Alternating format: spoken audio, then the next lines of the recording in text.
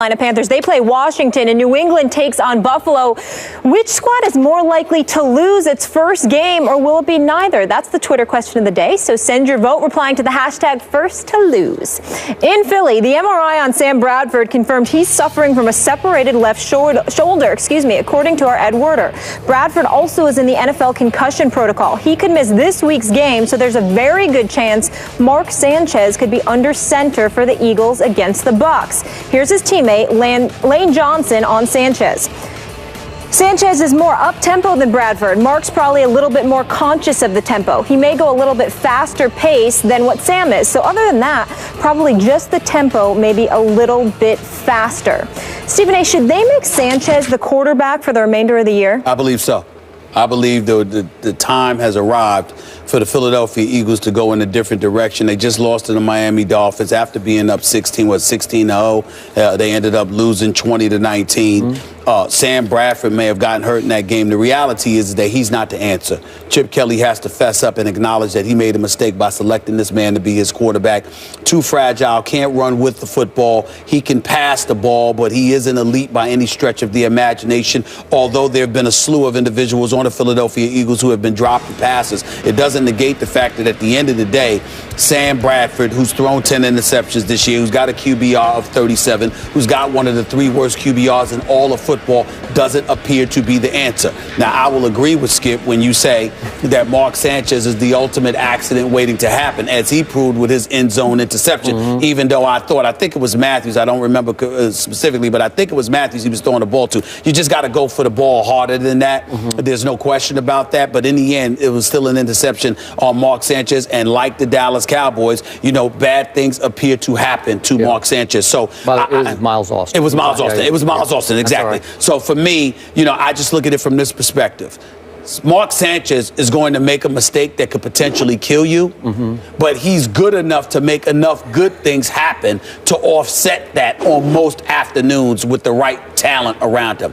I think when you see what the Eagles are capable of doing defensively, combined with some of the requisite weapons they have on the offensive side of the ball, whether it's with Ertz or Zellick or Jordan Matthews or Aguilar or even Riley Cooper to a lesser degree, Josh Huff, I just think that when you look at the Philadelphia Eagles right now, Mark Sanchez could do some things for this team. He's completing 60% of his passes, 14 of 23 in the one game he played this year, which was last week. I get all of that, but I'm looking at this schedule. Tampa, Detroit, obviously they'll lose to New England. Buffalo, Arizona's going to be tough. Washington and the Giants.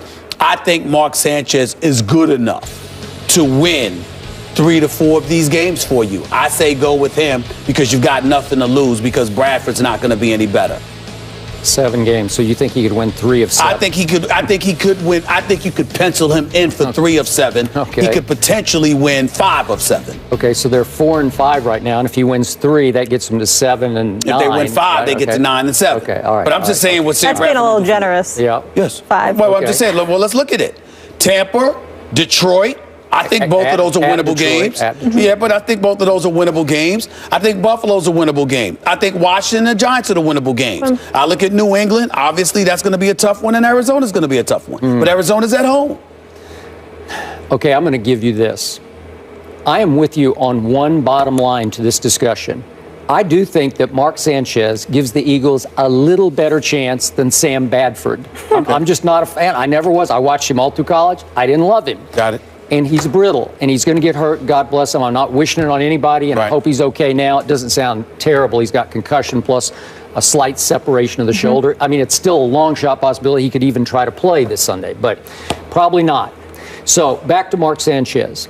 No quarterback I've ever watched in pro football can look better and worse than Mark Sanchez. And you don't know when it's coming because, listen, on Thanksgiving, as I remind you, last year, and we're almost up to Thanksgiving this time, Mark Sanchez blew my Cowboys off their home field on national TV. One of the great humiliations for me in Cowboy history because it was a wipeout. And do you remember our Friday show? You were all over me because my Cowboys, right on schedule, had stunk it up on the biggest, one of the biggest stages in the sport. That late game on Thanksgiving after everybody's eaten their Thanksgiving and they sit back and watched the Eagles carved the turkeys that were the Dallas Cowboys. And it was, listen, it tore me apart. It was hard to go in there and do that show with you on Friday.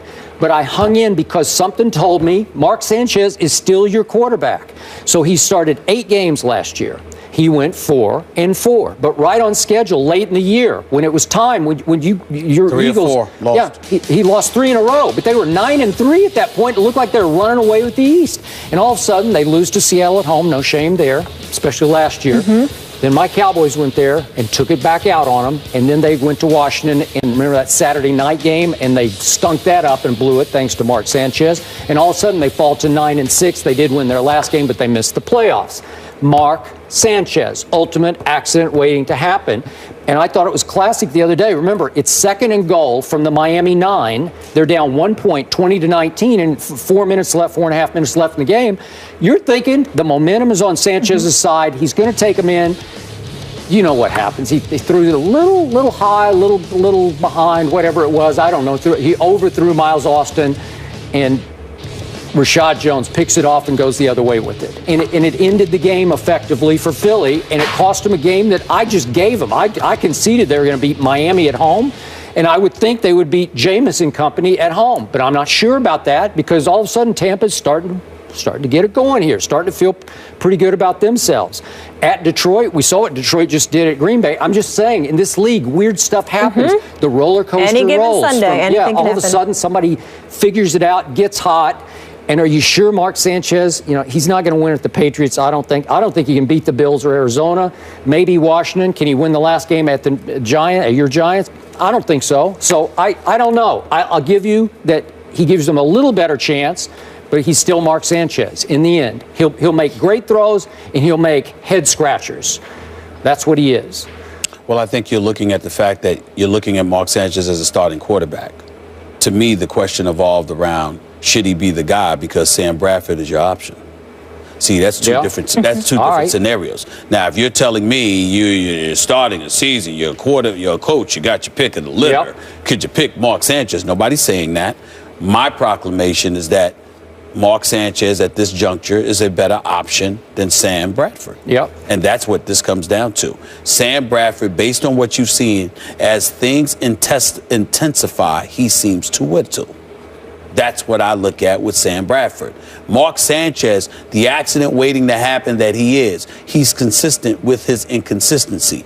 Big moments he may mess up. Other big moments he may show up and shock you and produce. He's capable. Sam Bradford just seems to be a guy that attrition over the course of a particular game can get to him. I agree. And I don't think that that's somebody that you want the final 7 games of a season. He's great for the first half of the season, but as stuff intensifies and playoff berths are on the line, it becomes more of a man's game than ever at that point.